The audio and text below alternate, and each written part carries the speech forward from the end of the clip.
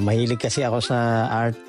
Pag nakakita ako ng nagpiprint ng t-shirt, parang naiinggan niya ako na gawin.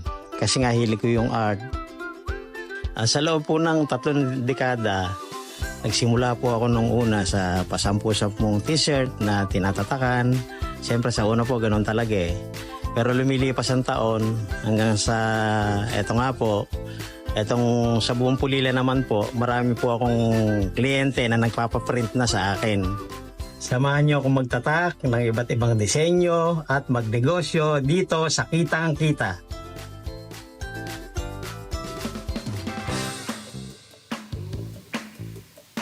Tignan nyo naman mga kabarangay ang ating napakasipag at napaka-enterprising na kabarangay na si Ka Orleng Reyes.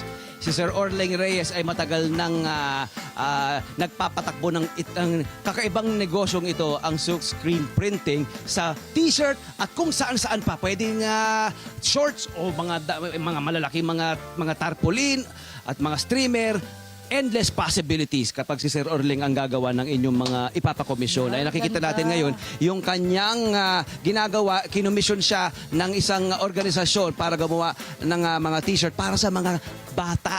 Ayan na at Daycare Center ng Pulilan. Oo, ayan, papatuyuin Ayan, lang. papatuyuin na yun. Kaya pala may sampayan siya rito sa gilid. Ayan o.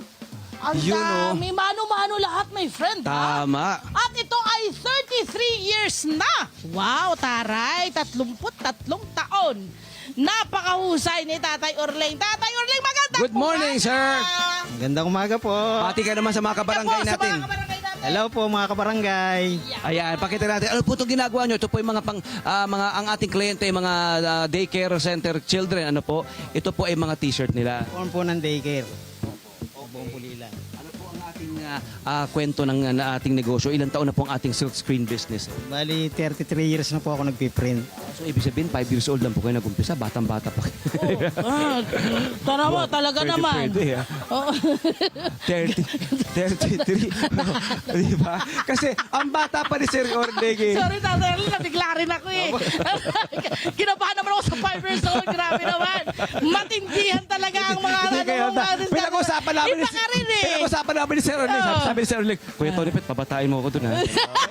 Ay, kaya naman 33 pala. years, sir. Ano po ang challenges, ang mga struggles natin nung nag-umpisa kayo sa silk screen business? Bali, nung nag-start po ako, siyempre, sa una, medyo wala ka pang kliyente, wala pang suki. Pailan-ilan, parang naisip ko nung naitigil ko na kaya lang, dahil ito nga po yung hilig ko, yung passion ko, binata po ako nun, tinuloy-tuloy ko po siya. Hanggang So ito, opo. hanggang sa nagkaasawa na ako. Pero nung bagong kasal po kami, tinigil ko po siya. Siguro mga 3 years. Opo. Pero sabi po ng misis ko, tuloy mo na uli kasi yan naman ang hilig mo eh. Totoo. So tinuloy ko po siya, kaya po hanggang ngayon ito na po yung business namin. Kaya naman successful kasi gusto niya yung ginagawa niya. Oo, Mahal niya yung happy ginagawa siya. niya. Actually, Happy yan siya. daw po talaga ang Importante yun. susi ng mahabang buhay at masayang buhay. Gawin mo kung ano ang nakapagpapaligaya sa'yo. And at the same time, maganda yung kay Tatay Orleng. Oo. Kasi kumikita pa siya. Tama. Tay, eto na nga, gusto na yung malaman, magkano po ba ang ipinuhunan ninyo dito sa inyong silk screen Oo. business? Ano po, nung nag-start po ako, nung binata pa po ako, wala po pong 1,000 eh. Siguro mga 500. Pero ngayon po, medyo mahal na yung mga bilihin. Yung mga gamit mo. Po, yung mga gamit po, pambili ng pintura, silk screen, at saka po yung iba pang mga gamit. Medyo malaki-laki rin po, mga 10 to 15,000. Ngayon po, kamusta naman po? Ang balita ko po, ito pong nakapagpataguyod siyempre sa inyong pamilya. Kamusta naman po ang kita? Okay naman po, sa awa po ng Diyos, nakakaraos po. Kasi po, ang sa totoo po, ang silk screen printing po, seasonal po siya. Dito na Opo. lang tayo, magkwentuhan tayo rito. Seasonal. Opo. Ano ibig sabihin nyo ng seasonal tayo? May panahon po kasi na mahina, pero hindi naman po nawawalan. Oh, hindi na babakante. Hindi po nababakante. Oo, tuloy-tuloy. Hindi po kamukha ng peak season. Halimbawa, yung katulad po nito, pasukan. Yan po yung Peak season mo yan. po, at saka po yung Magkano ang kitaan tayo? hindi po pare-pare. Halimbawa, dito po sa pinakomisyong mga... Pag peak season po, kumikita po ako ng 1 million. Hindi po, joke lang po. Tama. Hindi ka handa. Sabi ko so, hindi ka handa. Ano? Ang galing. Bumabangka to si Sir. Sabi ko sa'yo, ang galing ano. Sinasabi Mali na naman kami ng karera. Oh, 1 million. nagulat ka, di ka handa, ano? Diba? Bigla rin ako, 1 million. Oh. Si Sir hindi Orling is naman, my guy. hindi po pare-pareho.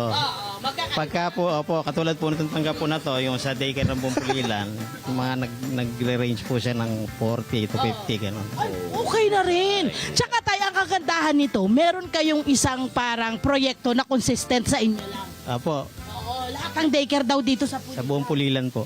Sakop. At hindi lang po nila, buong Bulacan. dyan, sa Bali, ibang kahapon areas. po may tumawag po sa akin, taga-Hagunoy naman. Agonoy.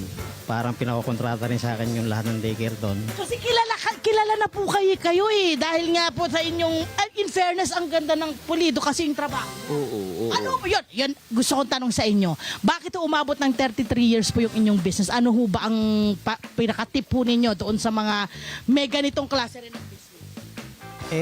Sinasabi po nila na nagugustuhan nila yung print ko, gano'n. Tapos medyo mababa yung presyo.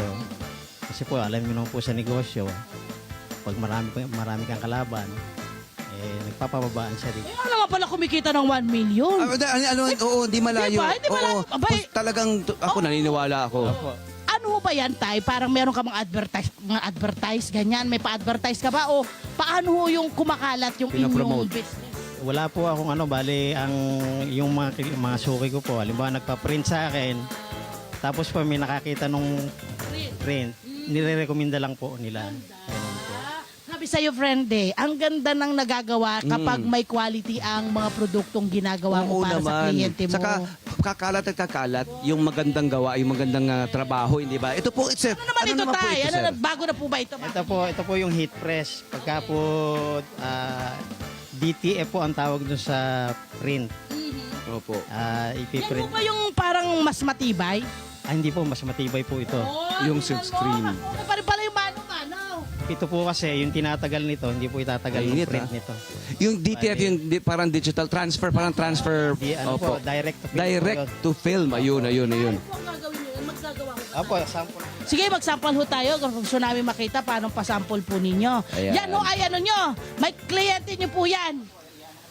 Ay, oo nga Ayan, po. tuloy-tuloy ang negosyo rito eh. Sabi ni Sir Orling, walang interview rito ha. Walang TV muna tayo. Negosyo to eh. Totoo nga naman. Magpakatotoo tayo. Mababawasan ng 50 pesos yung 1 Tama. million nyo dahil sa ginagawa Tama. natin. Sabi ni Sir Orling, hindi tayo makakabu ng 1 million kung walang Ayan 100 pesos. Okay na, papakita sa atin yung paano naman yan. 1 million po, joke lang po yun. Ay, binami mo pa tutulog. Baka po, Kayo ba yung joke? Kailangan mong... baka po habulin akong BIR. Ay. Ay, biyaya, nagjo-joke lang po siya. Kami po ay witness, nagjo-joke lang po siya. Pero nakita po namin yung kanyang bangko. Hindi, joke lang. Ayan na, Toy. Ayan, may t-shirt din ho tayo. Ano na? Ay, nalagyan na! Oh, sige. Ayan, sige lang po dali dito. lang, Sige, sandali papakuha lang lang. natin, Sir Orling. Papakuha lang natin. Sige po. Papakuha natin. Pakuha dyan. na natin kay Okay. Orling. Okay, ano po? Sa shop sa daw. shop. Ano po may papayo niyo po sa ating mga kabarangay na gusto pong magtayo ng ganitong silk screen printing business?